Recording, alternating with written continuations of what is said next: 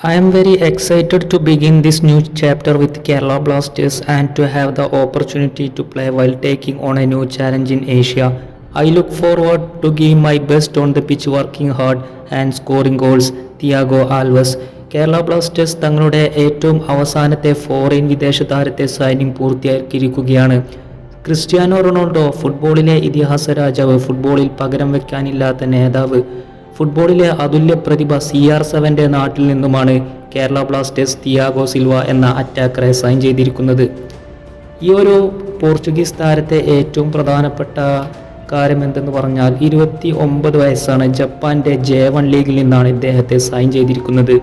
3 പ്രധാനപ്പെട്ട റോളിലാണ് ഇദ്ദേഹം പന്ത് തട്ടുന്നത്. Left wing, attacking midfielder, centre forward. കഴിഞ്ഞ സീസണിൽ 67 മത്സരങ്ങളിൽ നിന്ന് 24 ഗോളുകൾ അടിച്ചു കൂട്ടിയിട്ടുണ്ട്. ഇദ്ദേഹം ഒരു വേഴ്സറ്റൈൽ ആയിട്ടുള്ള പ്ലെയറാണ്. നമ്മുടെ ലൂണനെ, ഫക്കുണ്ടോ പെരേര പോലുള്ള പ്ലെയേഴ്സിനെ പോലെ തന്നെ ഒന്നിലധികം പൊസിഷനുകളിൽ കളിക്കുന്ന ഒരു പ്ലെയറാണ്. ഇനി ഇദ്ദേഹത്തിൻ്റെ പ്രധാനപ്പെട്ട സ്റ്റാറ്റുകൾ നമുക്കൊന്ന് പരിശോധിച്ച് നോക്കാം. ഈ ഒരു ഗ്രാഫ് നിങ്ങൾ കാണുന്നുണ്ടോ? നിങ്ങൾ ഈ ചാനൽ ഒന്ന് സബ്സ്ക്രൈബ് ചെയ്യട്ടോ. അതേപോലെ തന്നെ നോട്ടിഫിക്കേഷൻ ബട്ടണും കൂടി ഒന്ന് എനേബിൾ ചെയ്ത് വെക്കുക.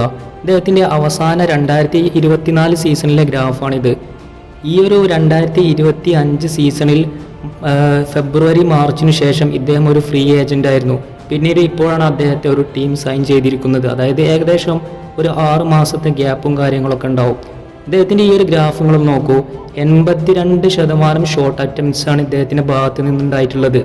അതായത് വളരെ മികച്ചൊരു പെർഫോമൻസ്. ഇദ്ദേഹത്തിൻ്റെ ഷോട്ടും കാര്യങ്ങളൊക്കെ വരുന്നത് റൈറ്റ് ഫുട്ടിൽ നിന്നാണ്. കാരണം ഇദ്ദേഹം ഒരു ലെഫ്റ്റ് വിങ്ങർ ആണല്ലോ. 70% ഡിഫെൻസീവ് കോൺട്രിബ്യൂഷൻ. നിങ്ങളൊന്ന് ആലോചിച്ച് നോക്കുക.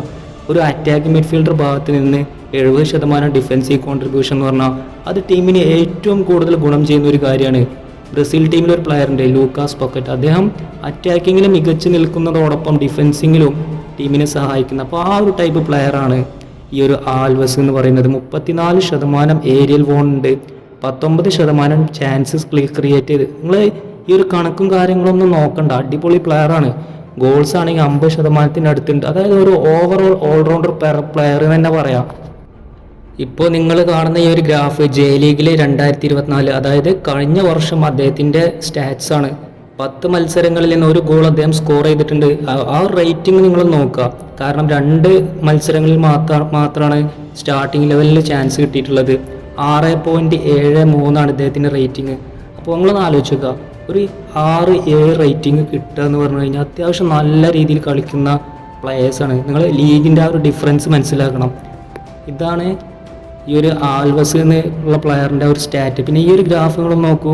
ഇദ്ദേഹത്തിൻ്റെ ഷോട്ട് ആക്യുറസിയും എവിടെ നിന്നാണ് ഷോട്ട് അടിക്കുക എന്നുള്ള കാര്യങ്ങളാണ് മെയിനായിട്ട് കാണുന്നത്. ലെഫ്റ്റ് വിങ്, അതേപോലെ തന്നെ പെനാൽറ്റി ബോക്സ്, ഇതിൻ്റെ ഉള്ളിൽ ആണ് മെയിനായിട്ടുള്ള ഷോട്ടും കാര്യങ്ങളൊക്കെ അടിച്ചിട്ടുള്ളത്. ആ ഒരു ഹീറ്റ് മാപ്പ് വരുന്നുള്ളത്. ആ ഒരു 2 മത്സരങ്ങളിൽ തന്നെ ഇത്രക്കും വൈവിധ്യപൂർണ്ണമായിട്ടുള്ള ഒരു മാച്ച് ഗെയിമാണ് ആൽവസ് നമ്മുടെ പെർഫോമൻസ് ചെയ്തിട്ടുള്ളത്. ഇതൊന്ന് നോക്കൂ നിങ്ങൾ. റെഗുലർ പ്ലേ 6 ഷോട്ടുകളും, അതേപോലെ തന്നെ കോർണർ കിക്ക് 2, റൈറ്റ് ഫുട്ട് കൊണ്ടുള്ള ഷോട്ട് 7, ലെഫ്റ്റ് ഫുട്ട് കൊണ്ട് 3, ഹെഡർ ഷോട്ട് 1, അതേപോലെ തന്നെ ബോക്സിൻ്റെ ഉള്ളിൽ നിന്നുള്ള ഷോട്ട് 6, അങ്ങനെ തുടങ്ങി വളരെയധികം നല്ലൊരു പെർഫോമൻസ് കാഴ്ചവെച്ചിട്ടുള്ള ഒരു പ്ലെയറാണ് കഴിഞ്ഞ വർഷം J ലീഗിൽ ഈ ഒരു തിയാഗോ ആൽവസ് എന്ന് പറയുന്ന പോർച്ചുഗീസ് അറ്റാക്കർ. വീഡിയോ ഇഷ്ടപ്പെട്ടാൽ ലൈക്ക് ചെയ്യുക, സബ്സ്ക്രൈബ് ചെയ്യുക. കൂടുതൽ ഇൻഫർമേഷൻസ് നമ്മൾ വരാൻ പോകുന്ന വീഡിയോയിലൂടെ പറയുന്നതായിരിക്കും. അപ്പോൾ നോക്കി മറ്റൊരു വീഡിയോയിലൂടെ വീണ്ടും കാണാം.